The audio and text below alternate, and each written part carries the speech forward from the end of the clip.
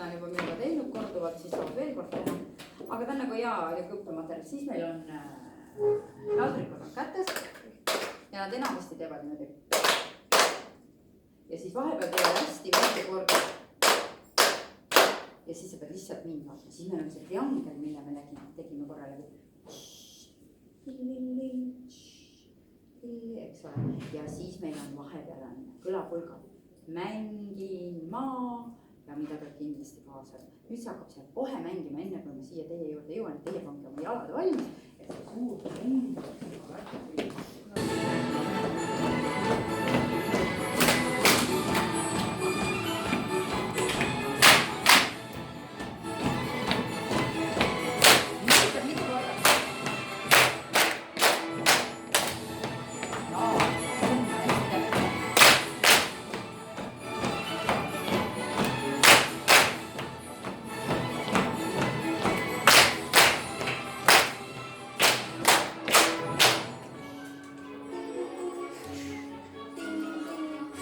Kaasa.